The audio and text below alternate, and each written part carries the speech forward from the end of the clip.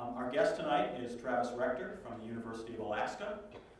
Travis originally did his work at the University of Colorado, and he's worked extensively on quasars and also on developing laboratories for introductory science classes. He's going to talk to us tonight about how to make astronomy images beautiful and the process involved in doing that. Please welcome Travis Rector. Should we bring this right side? Okay. Well, hi, everyone. I didn't realize there would be such a giant gap between us, so I hope you can all see me well enough. So I want to thank the locals for inviting me, and thank Kevin for bringing me here. This is actually my first time to Lincoln, and I've just had a wonderful time. And I assume the weather is always this beautiful here, right? Yeah, and 90 degrees in October is fairly typical. So it's a lot of fun to be here, and I just want to point out I have a special reason for being here. This guy here, who's my cousin. We got to see a lot of him on TV last night. A lot of it good, some of it little. We'll talk about later. Okay. He's there in the audience, so I get to tease him. Hope that's okay. What's that? Microphone? Is the microphone, is it turned on in the back there? Not very well. Okay. I don't handle that, so if there's a way we can turn it up, or I can just stand back here. Okay, so you probably don't know my name, and that's fine. But hopefully you've seen one of my images at one place or another. And so what I'm going to do today is I'm going to talk about the aesthetics of astrophysics, or talk about a lot of the beautiful pictures that myself and other astronomers have produced using telescopes like the Hubble Space Telescope, with some of the other telescopes as well. And so this picture right here that I'm showing up here is a picture that we got in the New York Times a year ago, and 2 years ago now at this point. And so this is an example of an astronomical image produced by one of the telescopes that I work with. And so what I'm going to do tonight is talk about where these images come from, how we produce them, and are they real? And so to understand how these images come about, first thing I wanted to do is talk a little bit about how a telescope works. And the first thing when people think of telescopes is they think of telescopes as being like a giant pair of binoculars. They magnify images, and they make things that are far away look much closer. So if you're up in the nosebleeds and you're looking down on the field, a pair of binoculars can make it feel like you're closer to the field. So telescopes definitely do that. Telescopes magnify small things, and they make them look bigger. But telescopes do two other very important things that we often don't think about. The first is they collect lots of light. Telescopes have giant mirrors that are designed to collect light from extremely faint objects, and so make these things which are intrinsically too faint for our eyes to see, to make them look much bigger. And another thing that telescopes do is that they are able to collect kinds of light that our eyes can't see. And so our eyes can see what's called optical light, or visible light, but there's other kinds of light out there as well, including radio waves, X-rays, infrared light. And so there's telescopes that are designed to build that. So for example, the Chandra X-ray telescope and the Spitzer Space Telescopes are telescopes in space that are designed to see X-ray and infrared light. And these are kinds of light our eyes can't see. And so we can learn a lot by looking at these kinds of light. So just to give you a sense of perspective, this is, of course, a human eye. And the opening for the eyeball, when it's fully dilated, is about 1/4 inch across. In comparison, the mirror for one of the telescopes I use at the Gemini Observatory is 8 meters across. And just to give you a little perspective, that's a person standing there in that white suit in the middle of the mirror. And this is 27 feet from one side to the other. It's 8 meters across. So what that means is this mirror right here collects 10,000 times more light than your eyes can. But another big difference is that your eye is programmed to take images about 30 times every second, and that's what allows us to see things move. But these mirrors we can use, our telescopes we use to collect light over the spans of hours to even days in some cases. And so what that allows us to do is allows us to see things that are a lot fainter. So for example, the faintest objects that the Hubble Space Telescope has ever seen are about 100 billion times fainter than what your eyes can see. And so that's one of the important things the telescope does, is it makes things that you can't see and makes them visible. And as I'm going to show you some examples tonight, a lot of these objects are objects that aren't necessarily small. they're just very faint. So this is a time-lapse movie showing, it's a little bit hard to see because of the lights here. I'll close this door. So what this is a time-lapse movie I took while working at a telescope at Kitt Peak National Observatory, which is near Tucson, Arizona. I did this about 2 weeks ago. And what you're seeing here is you're seeing one of the telescopes, and this is a time-lapse movie, so things are sped up 30 times faster than normal. And what you're seeing is you're seeing the night sky move along, and you can see cars zipping there along. And you're seeing a dome right there. That's actually the moon, not the sun. And then once the moon goes down, it gets even darker still. So one of the things that our telescopes are designed to do is to track with the night sky. If the telescope itself didn't move, you would see star trails as you're observing. So here's another time-lapse movie. This is another telescope. This one is in Hawaii. And here you can see the telescope moving along with the night sky. So again, the telescope is built to track with the object so that we can take exposures from minutes to hours or even longer. In this case, it's brighter because there's a full moon up as the exposures are going on. So what I'm going to talk about today is how the data that we get from these telescopes are used to make color astronomical images like the ones you see from Hubble. And what you're seeing right here is a picture taken of an astronomer named David Malin from Anglo-Australian Observatory. And this picture basically is a time difference of about 40 years. So this is David Malin on the left in the 70s, and this is him on the right just recently. And this is both at the top of a telescope, but what this picture shows is that there are major revolutions happen in astronomy. Back in the old days, they used photographic plates, and what you're seeing here is this right here is where they'd put an 8-inch by 10-inch photographic plate where they took pictures. And on the right, you see David standing in front of a new an electronic digital camera called a CCD camera. And the technology for this is the exact same kind of technology that's in the digital cameras that you own. And in fact, this technology first originated for astronomy and now is used for a lot of different purposes. So there are several advantages to the detector on the right. The big advantages is the data that come from the telescope are all digital. It pops right up on your computer screen, so you don't have to go through the process of developing the plate and discovering that you messed up the observation. Here you can actually see right on the computer screen what it looks like. Another big advantage is the camera on the right is a lot more sensitive than film. It's about 20 to 50 times more sensitive than the film.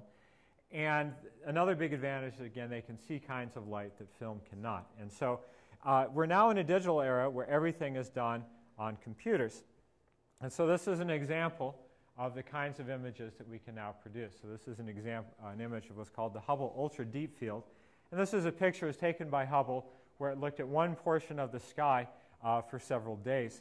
And so what you're seeing here, the faintest objects, as I mentioned before, are on the order of about 100 billion times fainter than what your eyes can see. And each one of these little smudges in this image is an extremely distant galaxy. So these new technologies allow us to see literally all the way across the universe.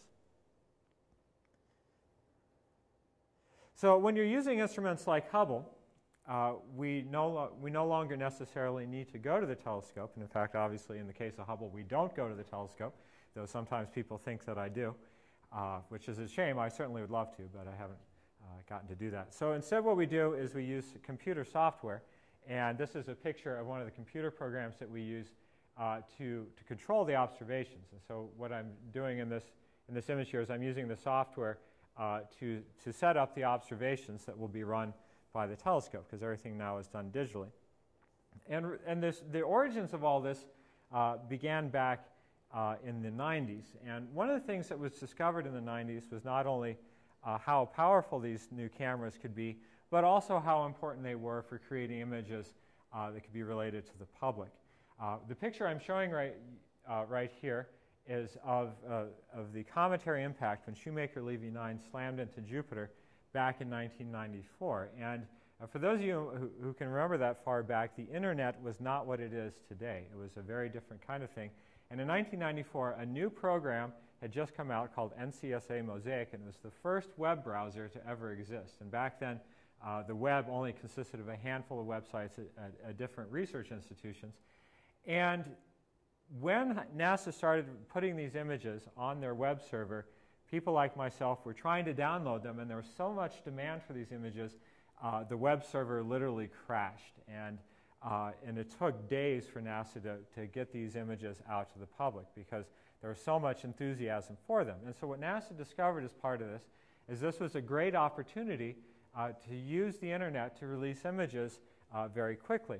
And so the Shoemaker Levy 9 was the first time that happened. The next great discovery occurred by accident, and that was the release of this image, which I think was voted the second most important astronomical image ever made. This is a picture of what's called the Eagle Nebula, and this is an image that came out from Hubble in 1995, and this image is still breathtaking. And so this image was produced sort of by accident. It was sort of like someone putting peanut butter in chocolate. No one really expected it to come out so great.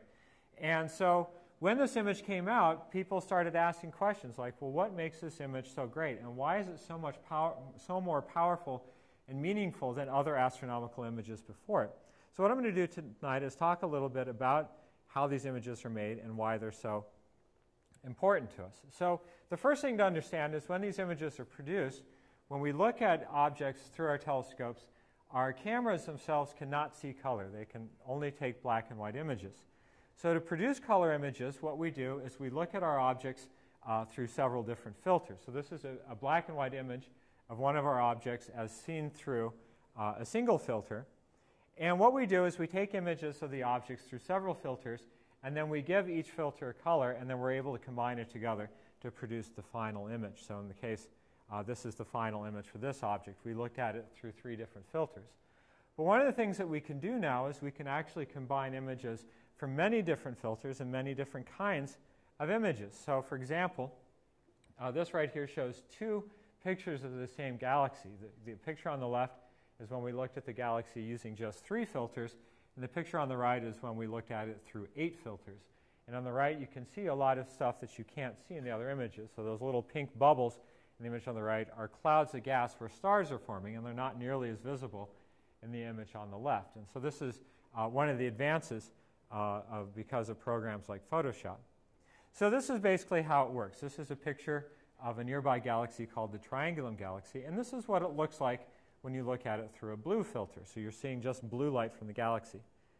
This is what it looks like through what's called a hydrogen alpha filter. And a hydrogen alpha filter is a filter that's designed to look for a specific color of red light produced by hot hydrogen gas. And you can see how different the images are. Here you see the hot blue stars in the galaxy, and here you see the gas from which they form. So the images are very different. So what we do is for each image, we assign it a color. So for the hydrogen alpha, we made it red, since that's the color of the light. And then we looked at it, the galaxy through different filters, and each one we gave a different color. So the infrared light, we actually made a yellowish color. And the challenge here is that when you look, is that the telescope can see infrared light, but our eyes can't. So this image right here is already something that our eyes cannot see. So what we did is we looked at it in infrared, green, blue, and violet light, and ultraviolet, and then we finally combined it all together, and this is the final image that we have. So this is an image of this galaxy that was produced through 6 different filters, and 3 of these filters are kinds of light that our eyes cannot see. But what it does is it gives us a richness and detail. And so if I zoom in here, you can see all the different colors of the stars, and that cloud of gas in the upper left is a place where stars are forming inside this galaxy. Now another thing that we can do is we can look at images where we use special kinds of filters that are designed to block out only specific colors of light. And so this is an example, what's called the Horsehead Nebula. Many of you have probably heard of this. And in this picture, what we did is we only used specific colors of light produced by hot hydrogen gas as well as hot oxygen and sulfur gas. And in this picture, what you can see are these stripes here. And these stripes are produced by magnetic fields inside the cloud. And you can't see these unless you use these special filters. And so by only allowing certain colors of light, we can make a better image that way as well. And another thing that we do is that we use the software to remove instrumental defects. So for example, this is part of what's called the Christmas tree cluster. And this is what it looks like after we've cleaned it up, and this is what it looks like before we clean it up. And those blue lines that are coming out of the stars are defects from the fact that the CCD, when it's exposed to a really bright star, bleeds light out into the columns. This is an effect you sometimes see in digital cameras as well. And so if we show this image to people, they think these giant beams of light are shooting out of the stars, and that's not really what's happening. So we take that out. So this picture basically shows what it looks like on the left before we clean it up. You can see little red specks and defects in the image, and the image on the right is what it looks like after we've cleaned it up and make it look more natural.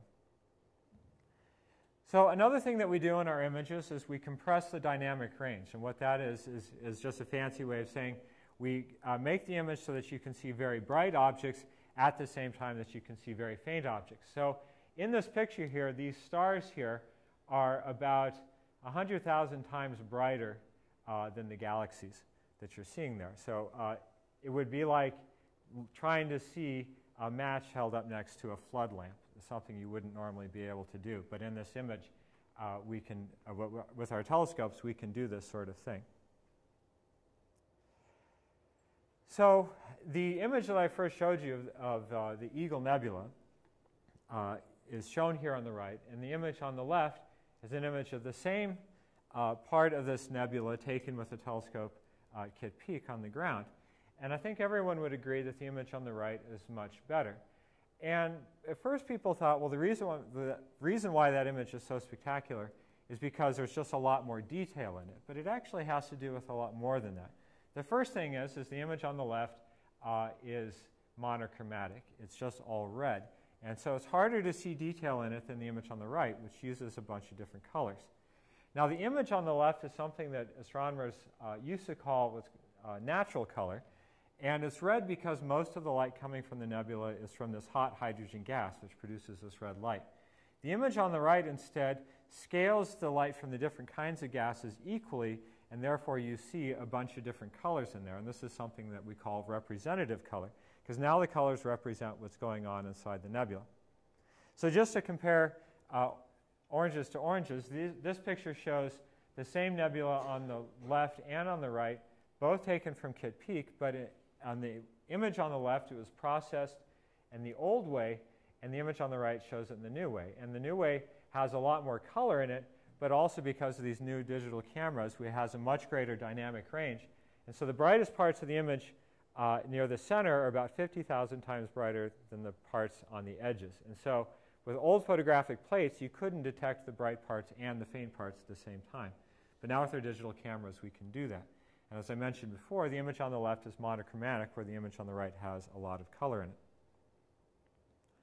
So natural color are images that use specific filters of light that correspond to the kinds of light that our eyes can see. So the plot in the upper right shows the different kinds of detectors in our eyes that are used to see color.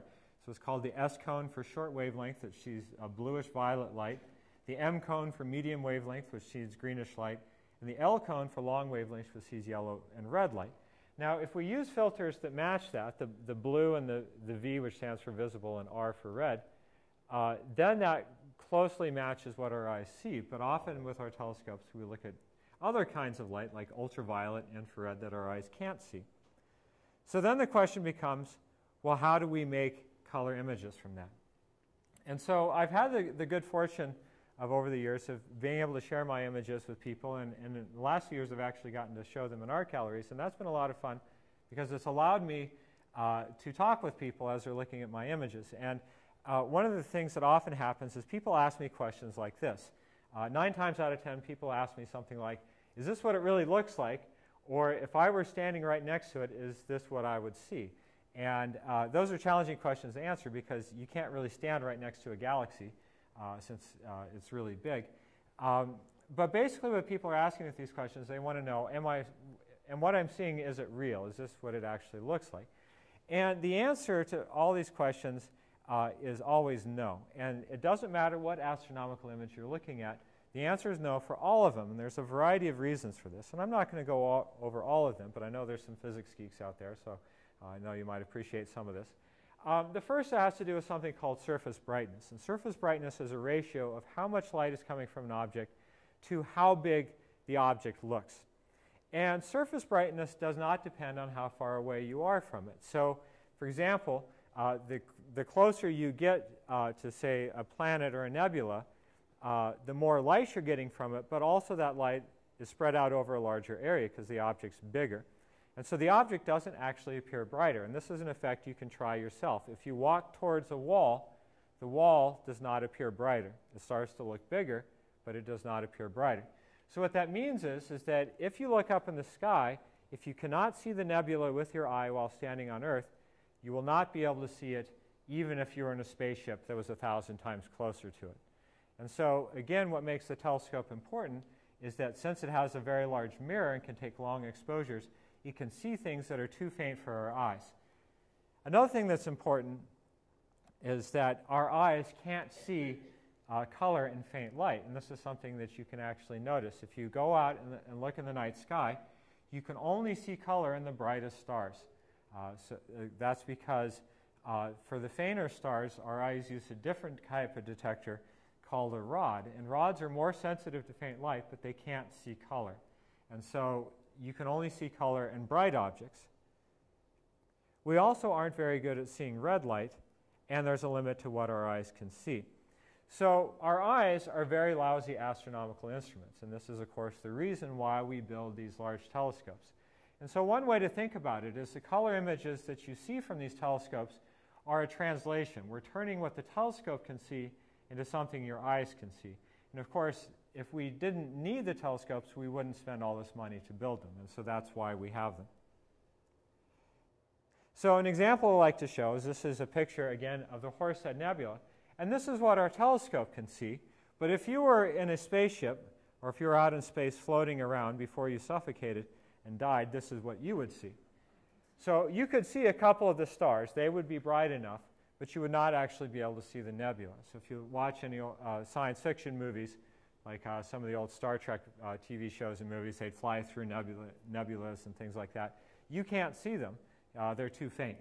And so, again, the whole idea is our telescopes can, and that's why we do this. So the challenge is we have to translate what the telescope can see into what our eyes can see. And to do this actually involves some artistic license. And so what I'm going to talk about is how we use some artistic techniques to translate the telescope's data in there. And one thing I want to be very careful about is when I use the word artistic, I don't want people to think that we're using Photoshop, we're adding some stars over here or sprinkling things over there. We're not there with a paintbrush making things look pretty.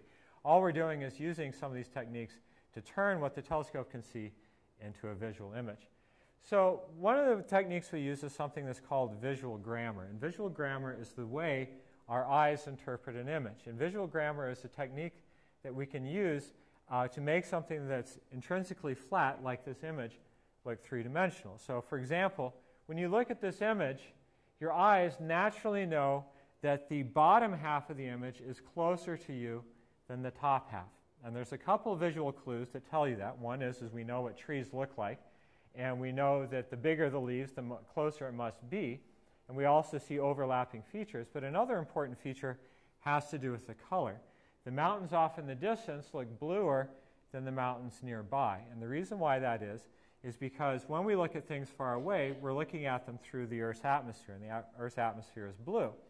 And this is an important visual cue that helps us gauge the distance to things. And in fact, the Apollo astronauts had problems when they were on the moon because since there was no atmosphere, they couldn't tell if a hill was a big mountain off in the distance or something smaller up close because they lacked this visual cue. So what it means is our brains naturally interpret things that are bluer as being closer than things are further away than things that are redder. So for example, this is an image from the Hubble Space Telescope. And our eyes just naturally interpret the blue parts near the center of the image as being behind the yellowish and reddish parts. And we don't actually know if that's true just from this image as well. There's a few hints of things that are overlapping, but we don't know where the blue gas actually is. But this image looks three-dimensional. And sometimes people have asked me, well, doesn't Hubble have 3D glasses or something like that so that it can see things three-dimensionally? And the answer is no. It's just that the way they make these color images, it does look three-dimensional. Now, just to show you a comparison, the image on the left and the image on the right are the same from Hubble, but the image on the left, of course, is color. And hopefully you will agree with me that it's a lot more three-dimensional than the image on the right. And again, it's because you have the bluish gas, which looks like it's behind the reddish parts. And so on the left side there, where it looks like a hand giving you an obscene gesture. That is actually a cloud of gas that looks like it's in front of the blue gas, but we don't actually know that.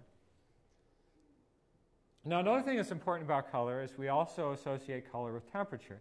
We associate things that are red as being hot and things that are blue as being cold because of our experience with fire and ice.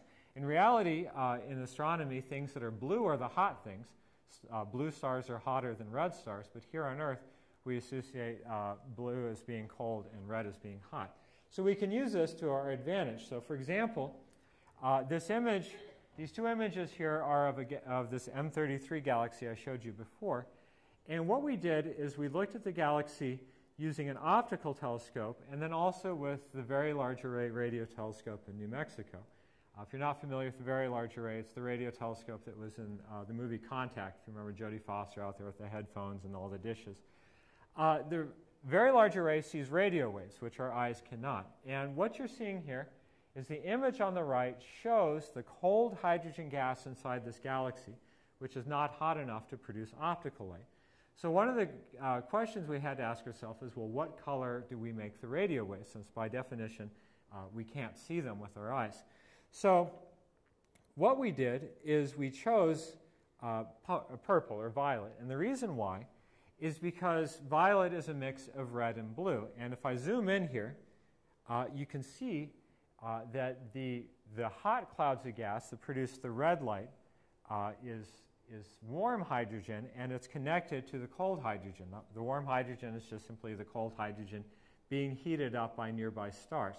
And so what I wanted people to understand is that the gas that we're seeing in the radio waves is the same gas that's connected to the hot gas, but it's just colder. And so what I'm hoping is that someone who sees this image will naturally understand that the blue gas, the violet gas, is colder than the red gas, even though I have not told them anything about that, and that's actually what's going on. Here are some other examples of images. This is an image of a planetary nebula, and this is an image in the infrared. This is one version of the image we made. This is another version, and this is another version.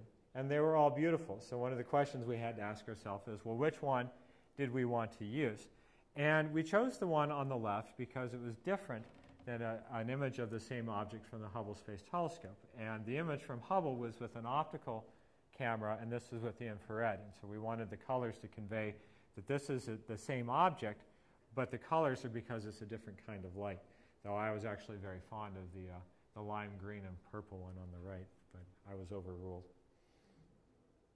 So I've spent years making these images and in trying to figure out a lot of the things that we can use to make good quality images. And then I talked with a friend who was an art major, and she pretty much laughed at me because all the things that I had figured out you learn if you take an introductory art class. But being a scientist, of course, I did everything I could to avoid taking an art class, so I didn't know these things. So one of the things that artists know about it are what are called the color contrasts. And the color contrasts are basically the ways that our eyes interpret color. And so one of those color contrasts has to do with the contrast of saturation. Saturation is basically a measure of how vivid a color is. A completely saturated color is a bright, vivid red, like Cornhusker red. And a purely desaturated color is one that's gray. So in this image here, you have contrast between the very vivid saturated colors and the less saturated colors. Another contrast is that of light and dark. There are bright parts of the image, the white parts, and there are dark parts, and they contrast nicely. Another contrast is that the contrast of hue. Hue is basically a measure of color. And so here you can see green and purple parts, and here I've just thrown up a color wheel to show the different colors in the color wheel. And another one that's important is what's called the complementary contrast. And complementary contrast is when you have two colors on opposite sides of the color wheel. And so, for example, here in this you have violet and green, and they're across from each other on the color wheel. So they're it's a complementary contrast. You also have an effect that's known as the simultaneous contrast. If you try to focus on the image on the right, try to focus on the edges between the green and the red. And if you focus intently, you'll notice that it actually shimmers or vibrates a little bit. And the reason why is because the different types of detectors in our eyes can't all focus at the same time. So the detectors that are trying to focus on the green light are fighting the detectors that are trying to focus on the red light. And so it causes this vibration or shimmying on the right there. Hopefully you all see that, and hopefully you don't think I'm crazy, but it's actually there. Do you all see that? No? Okay. All right. There's also what's called the contrast of extension, and this has to do with the fact that some colors are more vibrant and powerful than others. So for example, violet is very easily overpowered by green. And so the image, the contrast that complements there, if you count up the number of purple pixels and compare it to the number of green pixels, you'll notice there's a lot more purple pixels. But they look like they're in balance because green easily overpowers violet. And the final contrast has to do with what's called warm coolers, which are the yellowish and reddish colors, which we tend to see as foreground, to the blue colors that we see as background. So these are different color contrasts, and artists use this to great effect in making good images. So these are just some examples of astronomical images that naturally have these contrasts. And one of the things about the contrasts is they're very important for conveying how vivid something is. So for example, the globules on the right here look very dark only because they're seen in contrast to the very bright white stars next to them. This is another contrast of saturation of different colors. This is a supernova remnant. Contrast of hue, this is around a star called Rho Ophiuchii, and you see all the different vibrant colors, the blues, reds, and yellows. It's called the contrast of warm and cool, so you have the warm red gas and then cool blue gas up above it, and hopefully you'll all agree the blue gas looks like it's behind the red, though we don't actually know that. This is the complementary contrast, and if I throw up a color wheel here, you can see this more easily. And there's actually several. There's the purple, which is across from the yellowish orange, and also we have the green and blue contrast in there as well. And so you can see there's several color contrasts in there. This is the contrast of extension. There's a lot more purple in here than yellow, but it looks like it's balanced. At least I think it does. And then the simultaneous contrast. And this one here, again, if you look on the edges, you can see there's a little bit of vibration between the yellow and the blue. So why is this important? Well, if we look at this astronomical image here, the pillars of creation, we can look at this and we can get an idea for what makes this image so powerful.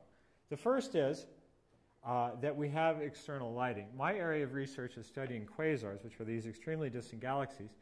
And when I was in grad school, there was a professor who worked on star formation, and everyone always went to his talks because he had the most spectacular images. And so when I was at one of his talks, I thought, well, why is his images so much better than mine? And the reason why is when you're looking at clouds of gas where stars are forming, they're being lit up by the stars.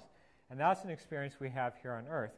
For the most part, we see things lit up by either sunlight or by lamps. And so by having external lighting, there's a bunch of shadows cast in this image, and so it gives it a three-dimensional feel. There's also different overlap regions, and there's also a very tight cropping. People look at this image and say, wow, those pillars look so big. And the reason why is because they're very tightly fit inside the image. If I showed you the much larger field, which I showed you earlier, those pillars don't look quite so big. You have several different contrasts in here. You have the cool green gas and the warm yellowish gas. You have complementary colors. The violet around the stars contrasts nicely with the green in the nebula. You have bright regions and dark parts. And then finally, we also have a lot of familiarity, because if anyone who's been to Bryce National Park or any of the Grand Canyon or places like that in the desert Southwest, you've seen things like this. So this is a picture of a scene on Earth that looks very similar to this right here. And so that's the idea, is that people can look at this image, and it looks exotic because we have all these different colors, but it also looks familiar, and so people can relate to it. And this is something that a friend of mine, an art historian, wrote her dissertation on, and that is she drew a comparison between these astronomical images and the great paintings of the 19th century of the Great West. And back in this time, this was before film, and when most people lived on the East Coast. There was very few people out in the Wild West. And people came back from the West with these amazing stories of incredible mountains and valleys and things that you just don't see on the East Coast. And so they couldn't take pictures of it, but some painters like Albert Bierstadt and Thomas Moran, made these incredible paintings of these scenes. And what they were is they were a way to show people in the East Coast a place that they could never go. And our astronomical images do much the same. They show them these exotic worlds and places that we'll never get to go, but our telescopes can take us closer to it and to what we actually can see. So over the years, we've used these techniques to try to make astronomical images that show what the telescope can see, but also make something that is meaningful to people, and also something that's hopefully very attractive. But one of the things that we've learned is there's always ways that people can misinterpret our images. So this is an example of an image of the moon that I made. And when I made this image, it was with a wide field camera. And what I wanted to do is I wanted to show people how much of the sky the camera could show. So what I did is I took a picture of the moon, waited 2 days for the moon to move out of the way, and then I took a picture of the same portion of the sky again. And then I overlaid them in an image that is technically correct if you could actually see objects, see the faint stars at the same time as you could see the moon. Not long after we released this image, someone pointed out to me that if you look in this red square here, that it looks like there's a UFO coming around the edge of the moon here. And I tried to explain to them that this was called an edge-on spiral galaxy, not a UFO. And the person said, "Oh, I see. You can't talk about it, can you?" And they hung up, and that was that. So people, you never know what people are going to read into this.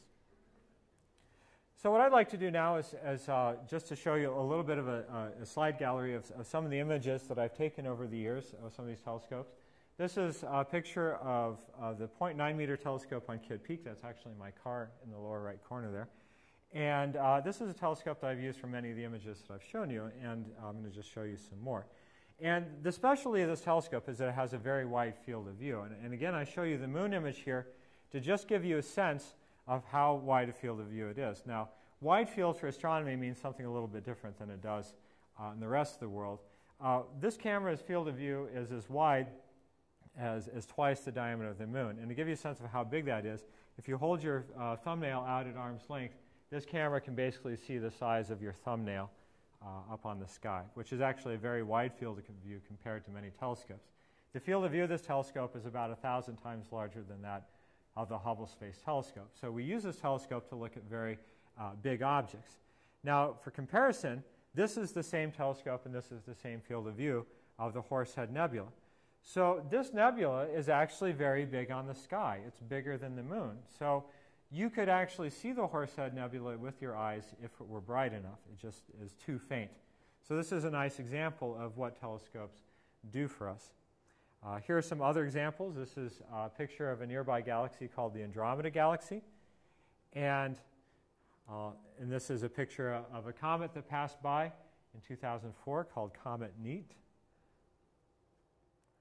It's called the Veil Nebula. It's a supernova remnant. This is from a star that exploded about 2,000 years ago.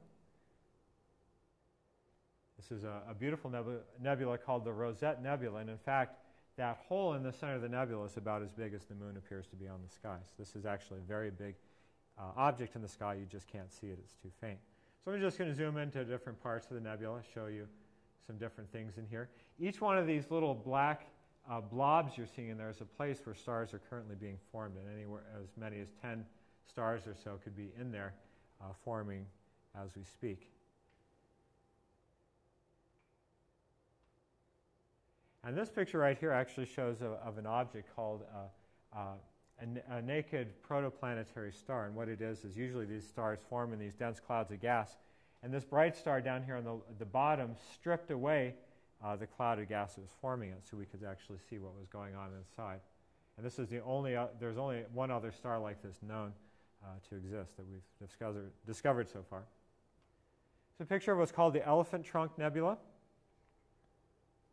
And here are some other images of different nebulae. And now what I'm going to do is show you some pictures from a larger telescope on Kidd Peak. This is called the 4-meter telescope. And the mirror on this telescope is much bigger, and so we use this to look at even fainter objects, but it also has a wide field.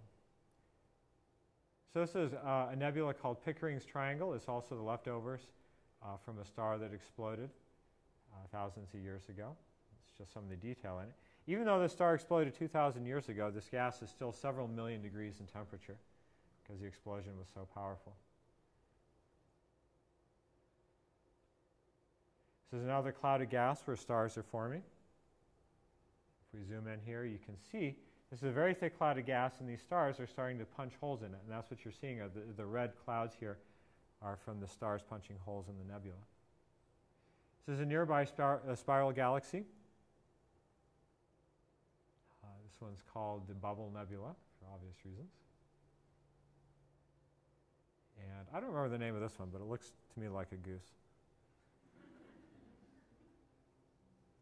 I also work for an observatory in the southern hemisphere in the northern part of Chile. And so here's some images that we've taken with that telescope. This is called the Cat's Paw Nebula. Another cloud of gas where stars are forming. This is a very twisted spiral galaxy called a barred spiral galaxy. It's called the Silver Dollar Galaxy. This is something called a cometary globule. It actually has nothing to do with comets. But I love this because it looks like a giant space slug, and it looks like it's about to eat this galaxy over on the left. This galaxy is actually much further away. It has nothing to do with it, but it's still kind of a cool thing to look at. And now I'm going to show you some images from one of the larger telescopes I use called the Gemini Observatory. This is another supernova, a star that exploded years ago. Looks like a big butterfly. These are actually, what you're seeing here, the red here is from the shock waves of a star that was shot out of the Orion Nebula. It's traveling several thousand kilometers per second. And as it flies through the gas, it produces these shock waves. This is another star that's being formed. Two of them. This is a Planetary Nebula. This is a leftover from a star that died. It's the star that's dying. My friend calls it the Skull Nebula. And this is Jupiter, and this is Jupiter as seen in the infrared. And this is an interesting image because in the infrared, Jupiter looks blue, and the white spot looks red, or the red spot looks white, I should say. Excuse me. Another planetary nebula. Another one. This is a cloud of gas that is very much like the Rosette Nebula. Stars in the center have cleared out this giant hole in the middle. These are two galaxies slamming into each other. It's a giant car wreck in space. This is called the Chinese Dragon Nebula.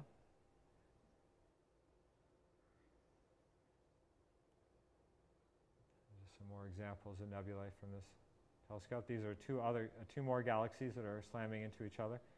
The smaller one up top is about to slam right through the big one on bottom. It's a beautiful barred spiral galaxy. And this is something called Stefans Quintet. And this is a very interesting image because there's actually 5 galaxies here, but the 4 here, here, here, and here are all colliding with each other. The one in the upper right is actually a galaxy that's only half as far away as the other 4, which is why it has a different color. And there's actually conspiracy theorists who think astronomers are lying to them and saying these galaxies are actually all together, which I think is very interesting because I don't know why anyone would care at all what we think about these galaxies, but they're out there. And actually, that's my claim to fame, is that I'm part of several conspiracy theories out there as a result of this galaxy. And now I'm going to show you some images that I've done in collaboration with the Hubble Space Telescope. And again, as I mentioned before, the Hubble Space Telescope has a very small field of view. So for example, people have asked, well, why doesn't Hubble look at the moon? And the reason why is because the moon is too big. So what we're going to do is just show you some comparisons.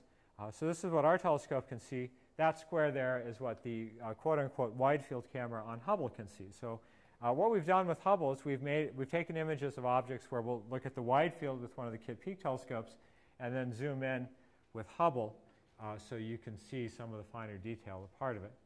So this is again an image of the Eagle Nebula, and this is what it looks like through the Kidd Peak telescope. And the central part here, that's the part that Hubble can see. And as I mentioned before, the field of view of our telescope is about 1,000 times larger than that of Hubble. And when we released this image, someone asked me, well, how is your image different than Hubble's? And I said, well, ours is 1,000 times larger field of view. And they quoted me as saying our image was 1,000 times better. which I didn't mean to say and kind of got me in a little bit of trouble.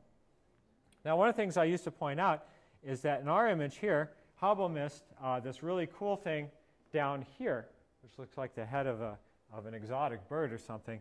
But then the Hubble came back and looked at it later on, and so that's what they saw in much greater detail. We also looked at the Horsehead Nebula together. Back in 1999, Hubble had a contest where the public could vote on what object they'd like Hubble to look at, and the votes were overwhelmingly for the Horsehead Nebula. There were more than twice as many votes for the Horsehead than all the other objects combined. The problem is that since Hubble is space, it needs guide stars to track, and if you look at the Horsehead, you can see it's a silhouette. It's defined by the fact there's no stars in it. And so it was a very hard object to look at, but they were able to finally pull it off. And so what you're seeing here is a zoom in on the Horsehead, and this is the final image that they released. And so you can see a little bit of the detail. And what you're seeing here are stars that are actually embedded inside the head of the Horsehead. We also looked at an object, a wide field. Hubble looked down here at this white thing here, which is called NGC 1999. They did it because it was the year 1999, and they were being clever. And this is the wide field. So we saw a lot of things they didn't see. In particular, there's this waterfall-looking thing in the upper right corner that to this day no one actually knows what produced that, which is pretty amazing. So this is what the Hubble Space Telescope saw when it zoomed in on this part here. And this is a picture of what's called the Whirlpool Galaxy. And this is what it looks like from Kitt Peak. And then this is what it looks like when zoomed in with the Hubble Space Telescope. And this image actually has a very interesting effect. If you look in the corners here, like in the upper left corner, you'll notice it's blurry compared to the central part. And the reason why is because Hubble was missing some data. So they took some of our data, which is not as sharp as theirs. And so what it does is it gives you this effect that you've probably noticed when you take a picture with the camera, is that foreground objects can be out of focus compared to the thing you're focusing on. And so it looks like we're looking down deep inside the galaxy. The edges look like they're closer to us, which are not really. This is another picture called the Christmas tree cluster. If you can't see the Christmas tree, think upside down, and you'll get it. And so at the top here is what's called the Fox Fir Nebula. At the bottom here is what's called the Cone Nebula, and this is the Cone Nebula as seen by the Hubble Space Telescope. And one of the things that makes Hubble so impressive is not only the incredible detail, but actually some of the astronomers who make it. And there's one astronomer in particular named Zsolt Levé who can produce some of the most amazing colors. And I think the red in this image is just absolutely stunning. It's really a beautiful image. And another object that we looked at together is what's called the Hubble Helix Nebula. And this is also another conspiracy that I'm supposedly part of. This is an image looking at this planetary nebula from Kitt Peak. And then if you zoom in to these regions, you can see details seen by the Hubble Space Telescope. And so we combine their data with our data. And this is some of the detail. And I love this. This looks like it's at the bottom of the ocean more than something out in space. Just these beautiful colors. But this image is great because people started calling it the Eye of God. And they said that we were calling it the Eye of God, and so people were starting to send me emails asking if we could look at the nose of God and things like that. And we haven't found that yet. You'd think it would be close, but we haven't seen it. So there's just some incredibly spectacular detail in there. And so again, the idea is that we see the big picture, and Hubble sees the zoom in. So those are just some of the examples of pictures that I have. If you'd like to see more of these, I do have a website. All you have to do is Google my name. Fortunately, Travis Rector is a unique enough name that it'll take you right to my website. And on the website, I have a bunch of different images. And I have a deep sky section of images. These are all images taken recently with these telescopes. And I have a bunch more I'm going to add very soon. And I also have pictures taken with film cameras, wide field images. And I also have pictures, panoramic images of many of the different observatories I work at. So here, you can see a panorama of sunset at Kitt Peak National Observatory. This picture on the bottom here is of the interior of Gemini. And I actually have a bunch of nice panoramas of pictures from Alaska. And in fact, we have a picture. It's a 360-degree panorama of the summit of Mount McKinley in Alaska, who's taken by my other pretty amazing cousin who climbed it last summer. So if you'd like to see what it looks like to be standing on top of the tallest mountain in North America, you can come check it out on my website. So I'll leave this up, and if I'll bring the lights back up, and if people have any questions, I'll be more than happy to answer them. Photos, that there's really not, you can't really gain too much actual scientific information about the nebula when you're looking at it, because you can take the license, or, I mean, like for instance, you have like infrared light, and obviously you can pick whatever color you wanted for that, but is the visible light always the right color, or do you just kind of choose whatever you think looks the best? Oh, you bring up two good points. The first point is that actually we don't, for the most part, we don't use these color images for our research. We just use the black and white images. And what we do is we use the filters to do things like measure the specific intensity or brightness of the object at specific colors. And we can use that to do things like determine the temperature of the object. So for example, in the supernova explosions, I said we knew how hot it was. That's how we do that. We don't actually use the color images for that. The color images are something we create to show people what is possible from the telescopes. The colors, for each object, the colors are different because each time we use a different set of filters. So for example, if I looked at a galaxy only using red filters, I don't just make it all red because that's not very interesting. So I'll assign colors based upon, so that we use the full range of colors. So sometimes I might make a filter that actually would look red if you looked through it with your eye. I might make it green or blue so that it uses more colors in it. But most of the images we use, with the optical images, we try to use the color that it would look like with your eyes. But sometimes we can't do that. And if we're looking at colors like infrared, we can't do that at all. Other questions? Yes? So what did you study throughout your graduate kind of years to get to this point? Okay, so her question is what did I study? In grad school, my dissertation was on a special class of quasars that are called blazars. They're the most luminous objects in the universe.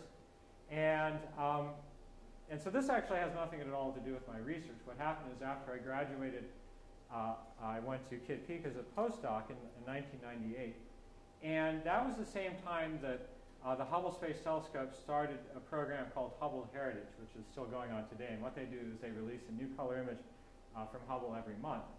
And as amazing as Hubble is, the instruments on Hubble are actually not as advanced as the ones we have on the ground. And the reason why is it takes 5 to 10 years to do what's called space rating, which is to build an instrument so that you know it's not going to break. Because if it breaks in space, it's hard to fix, and it may be impossible. But the instruments we have on the ground are cutting edge, and so they're constantly breaking, things are constantly going wrong, but it's the greatest thing ever built right then and there. So in 1998, Hubble had just started releasing these images, and we had just built a new camera which was a 64 megapixel camera. Each image that comes off it is 300 megabytes, which is sort of impressive nowadays, but think back to 1998, you can remember that far back. These images were just insanely huge. Hard drives that were big enough to even hold these images were very expensive, and they could only hold like 5 or 10 at a time. It was a real challenge. So we had the greatest cameras ever built, and so we wanted to show what things we could do with our cameras. And when we first started making the images, it was mostly to show it to other astronomers, but they were very popular, and so we started releasing them to the public as well. So I've been doing this ever since, but it actually has nothing to do with my research. So as Kevin mentioned, I went to grad school in Colorado, and then was a postdoc at Kitt Peak, and then I was a postdoc in the Very Large Array in New Mexico, and then I've been in Alaska for the last 8 years.